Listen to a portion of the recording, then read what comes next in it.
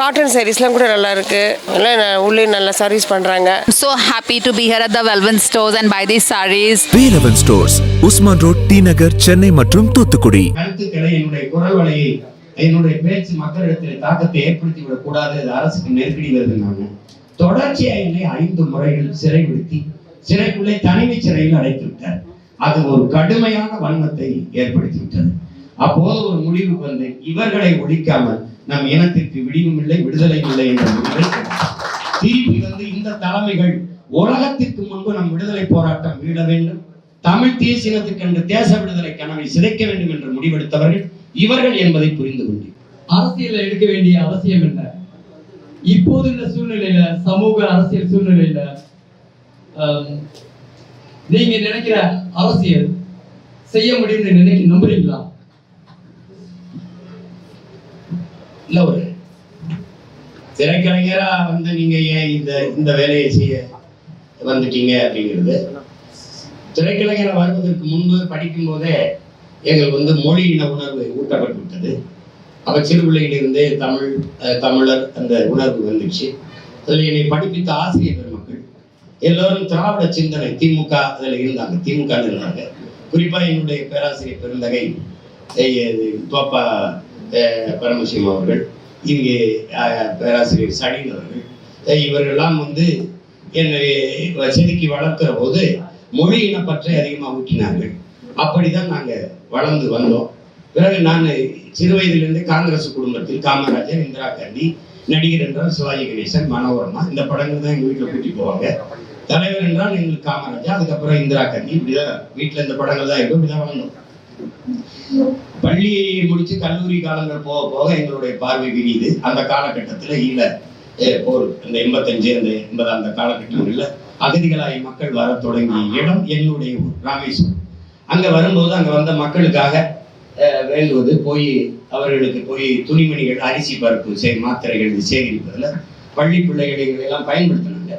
அப்ப நாங்க போய் துணிகளை கொண்டு போய் எங்க உறவுகள் கொடுக்கும்போது, ஆசிரியர் பெருமக்கள் செய்யும்போது ஒரு கவனம், அங்க ஒரு நாடு இருக்கு, அங்க ஒரு நமக்கு சொந்தம் இருக்கு, இனம் இருக்கு, அங்க ஒரு தலைவர் நமக்கு விடுதலைக்கு போராடலாம் அப்படின்னு வரும்போது கவனம் வேற பக்கம் திரும்புது. அப்ப இளம் வயதிலிருந்து தொலை தூரத்தில் இருக்க என் தலைவன் மீது ஒரு பேரன்பும் பெரும் பற்றும் காதலும் வந்த அப்புறம் படிச்சு அப்படி வரும்போது இங்க வந்து திரைத்துறைக்கு வரும்போது வந்து சேர்ந்த இடங்கள் அப்படிப்பட்ட இடங்கள். அண்ணன் அறிவுமதி, அண்ணன் சுபவீரபாண்டியன், கொளத்தூர்மணி, ஐயா நெடுமாறன், ஐயா வீரமணி, இவர்களோடு பழக்கம் வர இந்த அரசியல் பார்வை, இந்த தளம் விரியுது. அப்படி விரியும் போது பல மேடைகள்ல போய் திராவிடர் கழகம், இது பக்கம் ஆட்சிய தமிழ்நாடு முற்போக்கு எழுத்தாளர்கள் சங்கம், இந்த அம்பேத்கரிய புது உடைமை மேடை, இந்த மாதிரி மேடைகளில் பேச அது அந்த பயணம் வந்து விரிவடைந்து அப்படியே போகுது. அப்படியே வரும்போது இங்க இருந்து பேச இந்த பேச்சுகள் எல்லாம் எல்லாருடைய இங்க இருக்கிற நம்ம ஈழ விடுதலைக்கு ஆதரவாளர்கள் யார் என்று வரும்போது அங்கிருந்து ஒரு இளைஞன் திரைத்துறையிலிருந்து எழுந்து வாராது. நாம் வேலை செஞ்ச இடம் என்னுடைய அப்பா மணிவண்ணன், அவரும் என்னை போன்ற இன உணர்வு, மாணவர்கள், பொது உடைமை சிந்தனைகள் கொண்டவர். அதுக்கப்புறம் வந்து எங்க அப்பா பாரதி ராஜா, அவருக்கு இந்த அளவுக்கு இல்லைன்னா மொழி, இனம், நாடு, மக்கள் அப்படிங்கிற ஒரு அவருக்கு பெரியார், மார்க்ஸ் இந்த கோட்பாடுகள் மீது அவருக்கு பார்வை இருக்குது இல்லையோ, ஆனால் மொழி இனம் என்றதுல இருந்தது. அது அப்படியே வர ஒரு காலகட்டத்துல அந்த ஈழ இறுதி போர் வரும்போது நான் தம்பி என்ற படம் எடுத்துக்கொண்டிருந்தேன். அந்த நேரத்துல அமைதி பேச்சுவார்த்தை 2004 காலகட்டம். அந்த காலகட்டத்துல நான் வந்து கூப்பிடும்போது என்ன வரும்போது தலைவர் கூப்பிடுறாரு. அப்ப நான் போக முடியல. அதுக்கு காரணம் அந்த தம்பி படம் எடுத்துட்டு இருந்துட்டேன், அதை விட்டுட்டு போக முடியல. திருப்பி அதுக்கப்புறம் படம் முடியும் போது 2007 அந்த காலகட்டத்துல கனடாவுக்கு அனுப்புறாரு. கனடால போய் பேசுறேன். அந்த பேச்சு நேரலையில அங்கே ஒளிபரப்பப்படுது. தலைவர் பார்க்கிறாரு, அது ஈர்க்குது.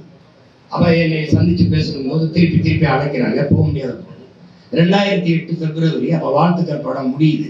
அந்த முடியும் போது அவசர அழைப்பு, கிட்டத்தட்ட ஒரு கடத்தி கொண்டு போகும்போது அவசர அழைப்பா நான் போந்து தலைவரை போய் பார்க்கும்போது போர் தொடங்கிட்டு. அந்த சூழல்ல அங்கு இருந்த காலகட்டங்கள்ல எனக்கு கற்பிக்கப்பட்ட படிப்பினை, பார்த்த காட்சிகள், அந்த அதெல்லாம் என்னுடைய பாதையை திசை திருப்பி. அது வரைக்கும் இருந்த அரசியல் நிலைப்பாடை மாறி ரொம்ப பெரிய கோரிக்கை என் தலைவன் எனக்கு வைக்கல.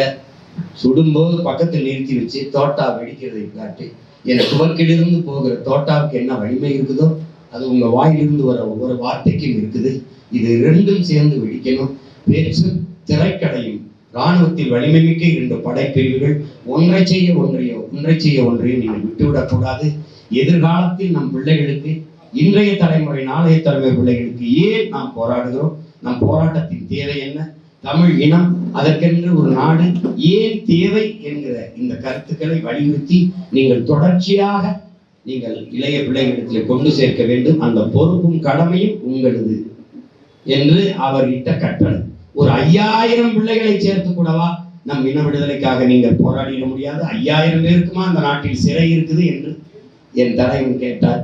இன்றைக்கு லட்சக்கணக்கான பிள்ளைகளை அந்த தலைவனுக்காக திரட்டி இந்த மகன் நிறுத்தியிருக்கிறது என்றால் அதுதான். அப்ப அரசியல் செய்ய வேண்டும் என்று இல்லை. அந்த சின்ன வயசுல இருந்து அரசியல் ஆர்வம் இருந்தது.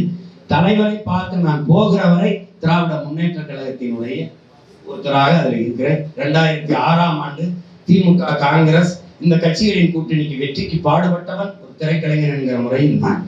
அந்த இடத்தில் போய் இவ்வளவு வாழ்த்துக்கள் படத்தை பார்த்து, தம்பி படத்தை எல்லாம் பார்த்து என்னை பாராட்டியவர் அன்றைய முதல்வர் ஐயா கலைஞர் அவர்கள். வாழ்த்துக்கள் படத்தை பார்த்து ஒரு செல்ல மகன் போல என்னை நேசித்து வைத்திருந்தார்.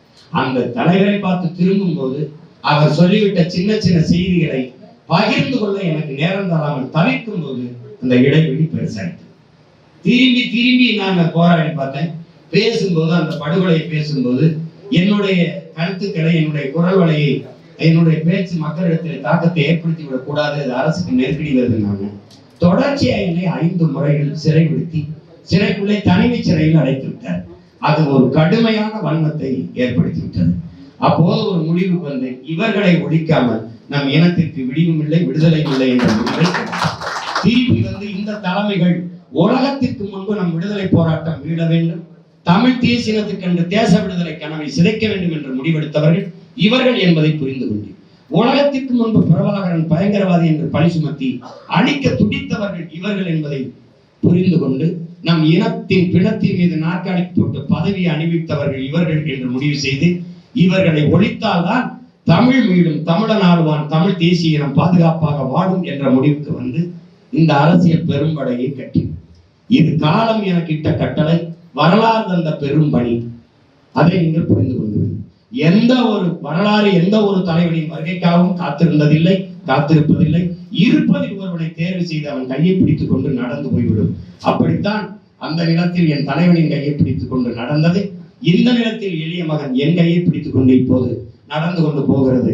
நாளை என்ன வேணுமானாலும் நடக்கலாம். அதனால் அரசியல் என்பது எங்கள் பிறவி கடமை, நாங்கள் பிறந்த இனத்திற்கு செய்ய வேண்டிய வரலாற்று பெரும் பொறுப்பு பணி என்பதை உணர்ந்து இந்த களத்திலே நாங்கள் செய்து கொண்டு இருக்கோம். அதனால் நாங்கள் வந்தது பதவிக்காக அல்ல, என் மக்களின் உதவிக்காக, மக்களை வைத்து பிழைக்க அல்ல, மக்களுக்காக உழைக்க, பணத்திற்காக அல்ல, பிறந்த பெருமைமிக்க தமிழர் என்கிற இனத்திற்காக, அதன் மானத்திற்காக என்பதை நீங்கள் புரிந்து கொள்ள வேண்டும்.